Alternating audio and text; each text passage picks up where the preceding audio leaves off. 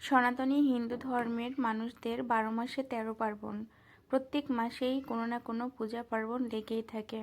তেমনি এখন মাঘ মাস পড়তে না পড়তেই সরস্বতী মায়ের আগমনী বার্তা শুরু হয়ে গিয়েছিল। দেখতে দেখতে সরস্বতী পূজাও এসে গিয়েছে। আগামীকাল সরস্বতী পূজা।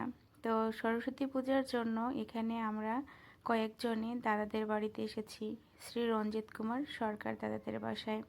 দাদাদের বাসায় বরাবর প্রত্যেক বছরই সরস্বতী পূজা খুবই বিশদভাবে উদযাপন করা হয়। পাড়ার সকল লোকজন এছাড়াও আত্মীয় স্বজন ব্যক্তিবর্গদের সবাইকে নিয়েই এই পূজাটা করা হয়। তো এখানে পাড়ার যত লোকজন আছে, বাসাবাড়ির লোকজন আছে, সবাই মিলেমিশে একত্রিত হয়েই এই পূজাটা উঠিয়ে নেয়। তো আমরা সেই যথারীতি একই নিয়মে আবারও এসে পড়লাম এবছর পূজার কাজকর্ম করতে। দাদা ফোন করেছিল, মা চলে আসো বাসায়, কাজকর্ম করতে হবে। হঠাৎ করেই ফোন দিয়েছিল, তাই কাজকর্ম বাসার ফেলে দিয়েই এখানে চলে আসলাম পুজোর আনন্দ উৎসবে মুখরিত হতে। সবাই মিলে হাতে হাতে অনেক ধরনের কাজকর্ম করছিলাম। কেউ তুলসী পাতা বেছে রাখছিল, কেউ বেলপাতা বেছে রাখছিল, কেউ দূর্বা ঘাস বেছে রাখছিল, আবার তার সাথে নারকেল নাড়ু বানাবে তার জন্য নারকেল কুড়িয়ে রাখছিল। ওদিকে বিকেলবেলা ভক্তদেরকে সেবা দেওয়ার জন্য যে রান্না বান্না করা হবে তার জন্য সবজি কেটে রাখা হবে। তাই পাড়ার লোকজন সবাই চলে আসবে এসব কাজকর্ম একত্রিত হয়ে করার জন্য। তাই সবার জন্য রান্নাও করে রাখতে হবে এখন। সেজন্য অনেক কাটাকাটি হয়েছিল, সবজি বানিয়ে রাখা হয়েছে। এই সবজিগুলো রান্নাও হচ্ছে একদিকে ভক্তদের খাওয়া সেবা দেওয়ার জন্য। তো এদিকে রান্না হচ্ছে, এদিকে এই কাজ চলছে, সবাই মিলে একত্রিত হয়ে করছিলাম। এই যে এই বাসার ছোট দিদি, দিদি অনেক ভালো, অনেক মিষ্টি, হাসি খুশি, সবার সাথে খুব সুন্দর ব্যবহার করে এবং আমাদেরকে অনেক স্নেহ করে ভালোবাসে। আর এই যে গুরুজন বা গুরুজন ব্যক্তিকে দেখছেন, ইনি হচ্ছেন এই রাধা মাধব সেবাকুঞ্জেরই ভাগবতীয় আলোচনা শ্রী চিত্তরঞ্জন সাহা আঙ্কেল। ছোট ছোট বাচ্চাদের গীতার ক্লাস করেন। তো যাই হোক, যথারীতি আমরা আমাদের কাজকর্ম করে যাচ্ছিলাম। বিভিন্ন রকমের গল্পগুজব, হাসি আড্ডা এর মাধ্যমেই আমাদের কাজকর্ম চলছিল। এই করতে করতে আমাদের কাজকর্ম শেষ করে খাওয়া দাওয়া করে আমরা একটু বাসায় গিয়েছিলাম। বাসার থেকে আবার ফিরে আসি বিকেলে পুজোর যোগাড়যন্ত্র করার জন্য। এদিকে চুলায় গুড় বসিয়ে দিয়েছে, এখানে নারকেলের নাড়ু তৈরি করা হবে, আর ওদিকে খইয়ের মুরকি, তারপরে হচ্ছে মুড়ির মোয়া, এগুলো বানানো হবে। তো এদিকে দিদি চুলা বসিয়ে দিয়েছে আর গুড়টাও বসিয়ে দিয়েছে। হাতে হাতে সবাই নারকেলের নাড়ুগুলো করে নিলাম ঝটপট করে। নারকেলের নাড়ুগুলো দেখতে খুব সুন্দর হয়েছিল। আর এদিকে মুড়ির মোয়া তৈরি করা হয়েছে, তারপরে হচ্ছে খইয়ের মুরকি বানানো হয়েছে। তো সবগুলো এখানে বানিয়ে বানিয়ে আমরা এদিকে আলাদা আলাদা করে রেখে দিয়েছিলাম পূজার জন্য। হঠাৎ করে আকাশের দিক তাকাতেই দেখি সুন্দর এক ফালি চাঁদ হেসে আছে। চাঁদটা এত সুন্দর লাগছিল দেখতে, মনটা একদম ভরেই যাচ্ছিল। ভাবছিলাম চাঁদটাকে যদি ধরতে পারতাম।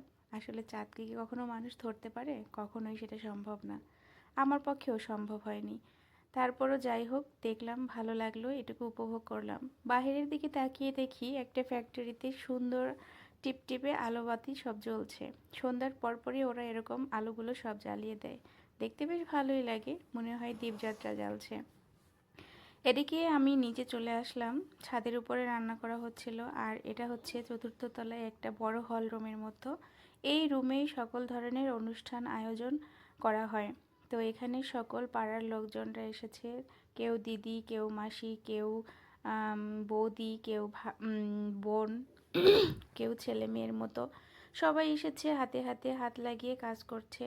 সবাই কিন্তু খুব আনন্দের সহিতই এখানে এসে কাজকর্ম করে, বিভিন্ন রকমের গল্প আড্ডায় মেতে থাকে, তার সঙ্গে সঙ্গে হাতে কাজটাও হয়ে যায়। বেশ ভালোই লাগে এই পরিবেশটা। আমি অনেক জায়গায় থেকেছি আগে, তবে এরকম কোনো পরিবেশ কখনোই পাইনি।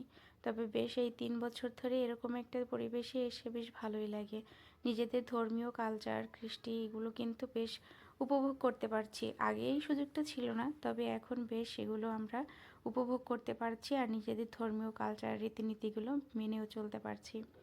এদিকে আমাদের বাসার এক মাসি, এক দিদিকে আমি সাথে করে নিয়ে গিয়েছিলাম, ওনারা নতুন গিয়েছিলেন।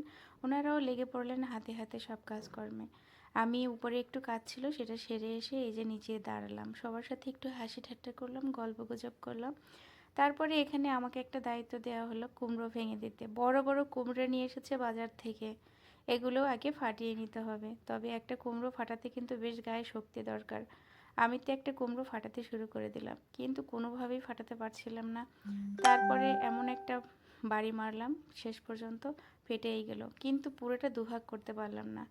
তারপরে আবারও চেষ্টা করলাম, চেষ্টা চালিয়ে যাচ্ছি, অবশেষে আমি সাকসেস, কুমড়োটা ফাটিয়ে দিলাম। দিদিরা কাজ করছিল এদিকে, আমার ওদিকে উপরে অনেক কাজ রয়েছে। ওদিকে লুচি করতে হবে, 12 কেজি আটা কিনে রেখেছি। এই 12 কেজি আটা না, সরি ময়দা, এ দিয়ে লুচি বানাতে হবে। সেগুলো কাই করতে হবে, মেখে রাখতে হবে, ময়াম দিয়ে রেখে দিতে হবে। তো যাই হোক, আমি এখন এখান থেকে বিদায় নেব, উপরে যেতে হবে, উপরে গিয়ে সেই কাজটা সেরে নেব। তার আগে তোমাদেরকে দেখাচ্ছি এখানে বিভিন্ন রকমের সবজি বানানো হচ্ছে, কারণ আগামীকাল ভক্তদের জন্য খিচুড়ি প্রসাদ করা হবে। তার সাথে থাকবে একটা পাঁচমিশালি সবজি, তার সাথে থাকবে লুচি, পায়েস, এগুলো দিয়েই ভক্তের সেবা করা হবে।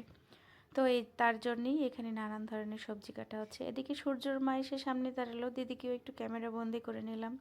দিদি অনেক ভালো, হাসি খুশি এবং সবার সাথে মিলেমিশে থাকে, অনেক সরল সহজ এবং সাদামাটা, ভালো লাগে। আমি যেমন সাদামাটা, আমার সাথে এরকম ধরনের লোকজনদের সাথে চলতেও আমার বেশ ভালোই লাগে, মিশতেও ভালো লাগে। তবে দিদির সাথে আমার বেশ বন্ডিংটা মানে ভালোই বেড়ে উঠেছে। চলে আসলাম এবার উপরে ছাদের রুমটাতে। এখানে এসে দিদি বলল এবারে আমরা সবগুলো আটা মেখে এবার ময়াম দিয়ে রেখে দেই লুচির জন্য। আসলে এতগুলো আটা এক হাত দিয়ে ময়াম দেওয়া সম্ভব হচ্ছিল না, শেষ পর্যন্ত 2 হাত দিয়েই ময়াম করছিলাম। দিদি বলছিল করেন, সমস্যা নাই। আসলে এক হাত দিয়ে করাটা খুবই কষ্ট হয়ে উঠছিল। এদিকে আমরা ময়াম দিচ্ছিলাম। প্রথমে তো একটু কষ্ট হচ্ছিল, তারপরে তাড়াতাড়ি করে ময়ামটা দিয়ে নিচ্ছিলাম। আসলে অনেকটা শক্তি বা বল প্রয়োগ করতে হয় এইসব কাজের জন্য।